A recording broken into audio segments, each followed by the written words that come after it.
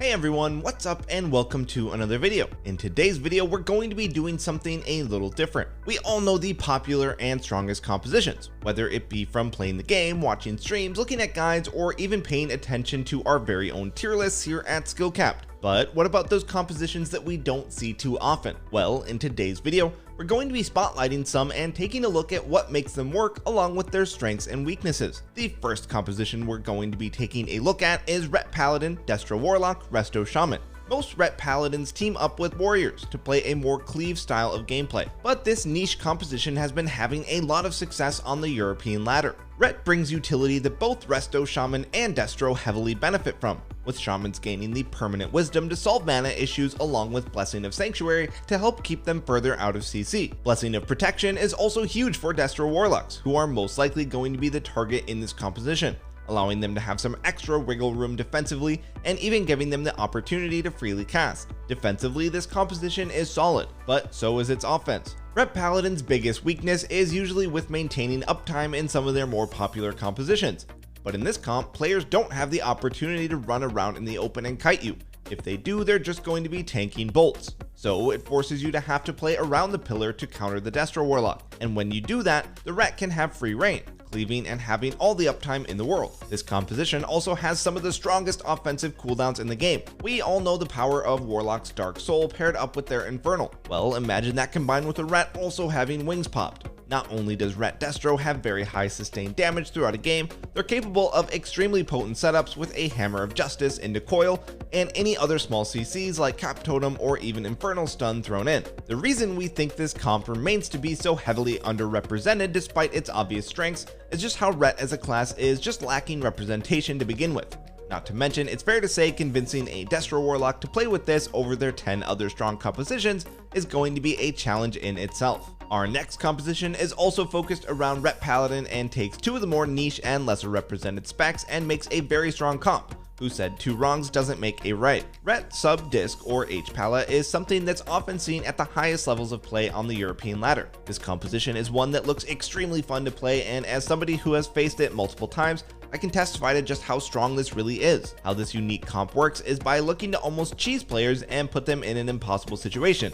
Make one wrong move against it and it's good night. Usually the sub rogue will look to CC the healer in the opener with a combination of triple sap, blind kidney shot, and then shadowy duel, while the Ret pops his crusade on a lone DPS, and as we all know, a Ret Paladin with crusade up is going to do a lot of work, with your healer taking care of the third player, putting them into either a fear or a hodge. Often the Ret Paladin can kill the lone DPS 2 or 3 times over before the healer gets out of the sub rogue CC. I've faced this multiple times, and it's been on more than one occasion that I've died through both swap and dispersion while my healer is yet to play the game. This then forces the DPS to trade a ton of defensives, or the enemy healer has to trinket, and this is without the sub rogue doing any damage. He's just been sitting in stealth, crowd controlling this entire time. Afterwards, based on trinkets or defensive cooldowns used, you can look to either one shot the DPS in a smoke bomb, swap to the healer who trinketed. There is just so much potential with this composition. The reason this comp isn't seen too often is just the raw amount of coordination that it requires.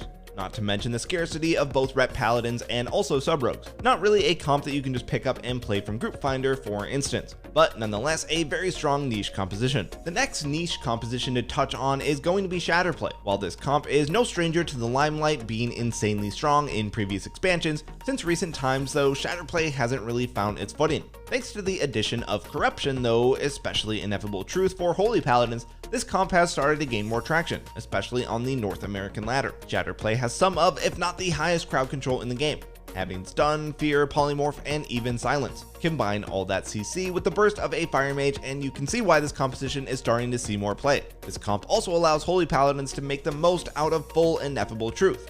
And as we all know, the interaction with Fist of Justice means Holy Paladin can not only stun for CC, but also stun for kill target the next global. Shatterplay now is played primarily with the Mage going Fire, This gives you a lot more sustained damage, while still posing as a double threat composition that Shadowplay would otherwise offer, just with a ton of CC and more setup damage thrown into the mix. While doing very well into melee cleaves, Shadowplay can struggle in some caster mirrors, and with elementals and Destro Warlocks being so prominent on higher ratings, Shadowplay isn't as popular as it could be. The next comp on our list is something that if you've played at high ratings or watched streams from NA Ladder, you would have seen. Protection Paladin, Unholy DK, and Resto Shaman is a comp pioneered by one prop Paladin main, who has found great success with it, saying the comp does very well into a lot of strong meta compositions right now. Protection Paladins offer a lot of utility and also AHA feels to their team, while still bringing competitive damage. Not only that, Protection Paladin helps cover up some of the Unholy DK's inherent flaws.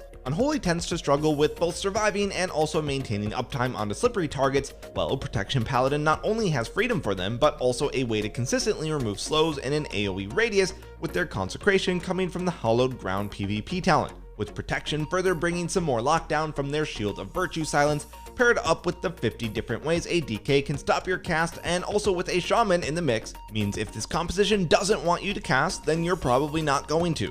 This can make even Destro Warlocks practically useless, while giving you an option to also train down healers without them being able to cast a single heal. The one thing keeping this comp under wraps is just how uncommon it is to find players willing or able to play prop Paladin, being such an incredibly niche spec in itself. Alright, if you're like me and you're fed up with Destro Warlock in every single game you queue, then you'll be excited to hear about our next comp, which pioneers Demonology. How this comp manages to work better than Destro is with how Demonology plays. Demo has a lot of instant burst damage that they can get with relative ease from their instant demon bolts, while having access to Succubus to help in securing CC without losing access to their spell lock thanks to PvP talents.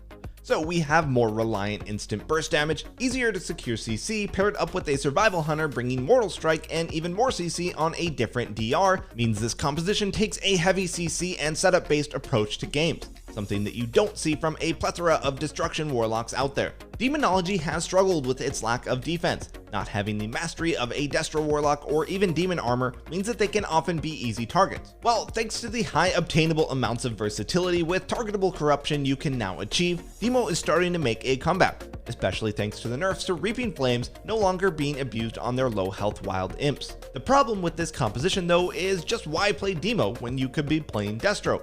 It's a sad reality that holds a lot of these strong unique compositions back as a whole. Coming up next, we've got Boomkin, Destro Warlock, Mistweaver.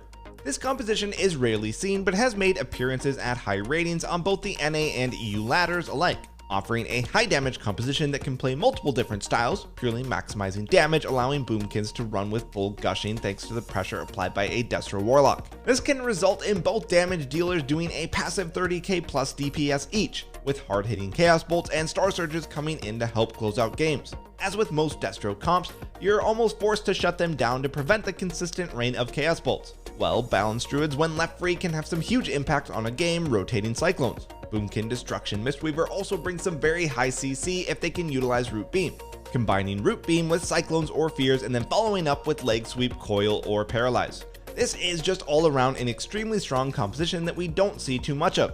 The main reason for this is that, as with most Destro Warlocks, there are just better compositions out there for them. So if you're a Boomkin, convincing your Destro friends to queue up with you is an uphill battle. Our final composition making it into the spotlight is Feral, Shadow, Mistweaver. This one found a lot of success on the European ladder, reaching front page.